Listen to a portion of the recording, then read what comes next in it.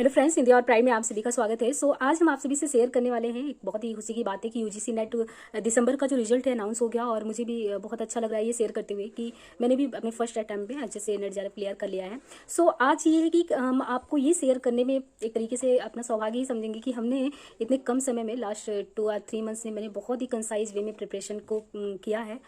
ये था कि हिंदी से तो रेगुलर टच में थे क्योंकि बीए ऑनर्स हिंदी से ही कर रखा था और एमए भी हिंदी से ही अभी कंटिन्यू चल ही रहा है। देखिए, मैंने पहले अटैम्प्ट में जो नेट क्लियर किया है तो ये क्वेरी आपके मन में रहेगी कि हम इसकी प्रिपरेशन वगैरह को कैसे कर सकते हैं। तो खासकर जो स्टूडेंट्स हिंदी से रिलेटेड हैं तो उनको प्रॉपर इस हिंदी और प्राइड चैनल पे आपको प्रॉपर मैं गाइडेंस देती रहती हूँ कि हिंदी को हमें कैसे लेके चलना है। लेकिन आप देखिए कि इसमें 2 पेपर होते हैं और मुझे ये साझा करना है कि आपको इक्वली अगर first paper and second paper का वेटेज बहुत ज़्यादा इंपॉर्टेंस रखता है कि अगर आप लैग करते हैं सेकंड पेपर में तो एटलीस्ट आपका फर्स्ट पेपर वो मेंटेन कर ले।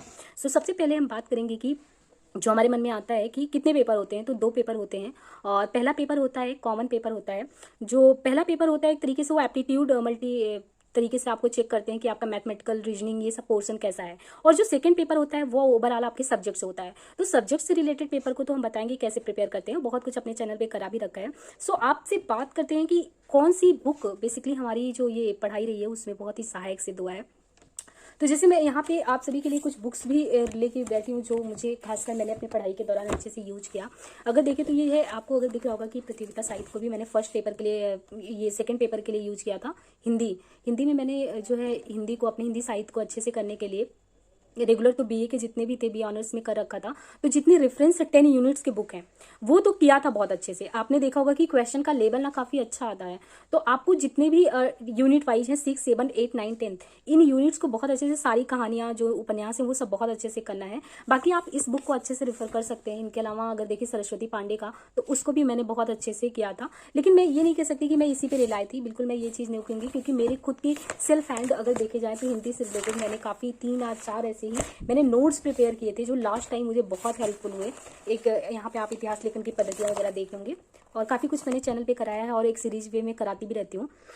इनके अलावा एक है कि आपको ना कोई सॉल्व पेपर, मैं ये नहीं कहती कि आप यही मतलब किसी को रिकमेंड कर रही हूँ, लेकिन हाँ आपके पास एक अच्छी सी बुक होनी चाहिए जो प्रीवियस ईयर का सारा क्वेश्चन का कंपाइलेशन हो। इसी से मैंने टेस्ट दिया था और बहुत अच्छा मतलब एक रेफरेंस मिल जाता है। हालांकि पेपर का पैटर्न आप देखेंगे काफ़ी कुछ चेंज हुआ है। बिल्कुल आप ये नहीं कह सकते कि 1 लाइनर वे में ही क्वेश्चन आता है। बहुत ही जैसे एक उपन्यास कोई भी ले लिया गया तो उसके डेप्थ में जाके क्वेश्चन बन रहा है।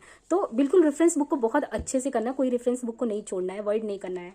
तो इनके अलावा मैंने ये 2 बुक दिखाए। इनके अलावा जो अपना फर्स्ट पेपर है एप्टीट्यूड वाला, तो एप्टीट्यूड वाले पेपर के लिए देखिए आपका ये होना चाहिए कि डीआई रीजनिंग ये सब जहां से भी आप कर रहे हो तो उसके लिए आप कोई भी चैनल वगैरह भी पकड़ सकते हैं। तो जैसे कोई भी टॉपिक नहीं समझ में आता था तो बेसिकली अदर चैनल पे जाके हम देख लेते थे कि वहां से अच्छे से गाइडेंस मिल जाए। इनके अलावा अपने पास प्रीवियस ईयर का ये बुक था मेरे पास प्रतियोगिता साहित्य का, इसको मैंने बहुत अच्छे से किया था। और कुछ जो पोर्शन होते हैं कंप्यूटर वगैरह का उसको भी अलग अलग चैनल से ऐसे यूट्यूब से ही ढूंढकर उसको कर लिया था। तो बहुत अच्छा हेल्प मेरा फर्स्ट पेपर भी किया क्योंकि अराउंड 50 क्वेश्चन में अगर आप 29 समथिंग या 30 से ऊपर अगर आप लेके जाते हो तो बहुत अच्छा रहता है क्योंकि इतने भी आपका सेकंड पेपर आपको बहुत ज़्यादा एवरेज ना दे पाए तो फिर बहुत अच्छा रहता है। लेकिन एक चीज़ सबसे अच्छी बात है कि अगर आपका पेपर में अपने जो अपना सब्जेक्ट है उसमें अच्छी पकड़ है, आप 70+ क्वेश्चन कर पाते हैं, 70 के अराउंड क्वेश्चन कर पाते हैं तो बहुत अच्छा रहता है। बाकी और भी चीज़ें रहेंगी तो आप लोग कमेंट जैसा करेंगे वो बताते रहेंगे। अपने चैनल पे कंटिन्यू हिंदी तो सीरीज चलती रहती है, बाकी फर्स्ट पेपर का भी हम अच्छे से बताएंगे। एक सबसे मन में डाउट आता है कि क्या मुझे नेट के लिए बहुत ज़्यादा पढ़ाई करनी है, तो ये नहीं कहेंगे कि बहुत ज़्यादा ही एकदम डूब के पढ़ाई करनी। हाँ ये चीज़ है कि कंटिन्यूअस अगर आप रेफरेंस बुक को बहुत अच्छे से पढ़ रहे हैं, आपका सब्जेक्ट पे अपने अच्छे से पकड़ हो रहा है, ये बहुत अच्छी बात है। तो पर डे क्योंकि एक चीज़ है मेमोराइजेशन टेक्निक बहुत काम आता है। तो आप ये चीज़ कर सकते हैं कि आप किसी को भी फॉलो करिए। जैसे मान लीजिए कि आप में देखिए आपका जो सिलेबस है उसमें कई यूनिट डिवाइड है। तो सबसे इंटरेस्टिंग पार्ट मुझे ये लगा, मैंने अपनी पढ़ाई में यूज किया था। जैसे आप 10 यूनिट में डिवाइड करिए तो 6, 7, 8, 9 ये करके यूनिट नीचे का है। उन यूनिटों में आप जाके देखिए जो भी रेफरेंस बुक दिए हैं, आप एक दिन रेफरेंस बुक को उठाइए, उसको अच्छे से कहानी को एकदम समझिए, अपने पे रिलाई करिए और फिर उसको एमसीक्यू फॉर्मेट में खुद बनाने की कोशिश करिए। अगर आपने उस कहानी को या उपन्यास को, गद्य की कोई भी विधा को बहुत अच्छे से समझ लिया है तो ऐसा हो ही नहीं सकता कि आप उसमें से कोई पात्र आए, कोई घटना आए तो वो चीज़ नहीं टैकल कर पाएंगे। तो ये आपकी सहूलियत के लिए पेपर काफ़ी ज़्यादा डायनेमिक हो गया और रेफरेंस बुक के बिना वो पॉसिबल नहीं है। तो इसके लिए मैं आपकी बहुत अच्छे से हेल्प करूँगी। काफ़ी मैंने मेला आंचल दिव्या उपन्यास बहुत सारी चीज़ों को चैनल पे करा रखा है और कंटिन्यू अपना सीरीज भी कंटिन्यू अब करेंगे जैसा आप सभी का सपोर्ट रहेगा। सो कितने घंटे पढ़ाई, मैंने वही बताया, पढ़ाई नहीं, दोनों को इक्वली आप ट्रीट करो। 50 क्वेश्चन फर्स्ट पेपर में है, लेकिन आप रेगुलर उसकी प्रैक्टिस अच्छे से करते रहिए।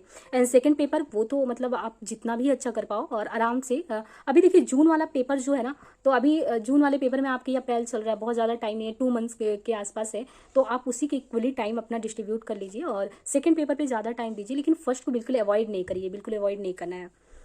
और एक चीज़ है कि हमेशा ये लगता है कि अभी तैयारी अधूरी है, कितना मॉक टेस्ट सॉल्व कर लें, कितनी टेस्ट सीरीज लगा दें, तो ये चीज़ नहीं है कि बहुत ज़्यादा टेस्ट सीरीज या खूब मॉक टेस्ट लगाना से नहीं।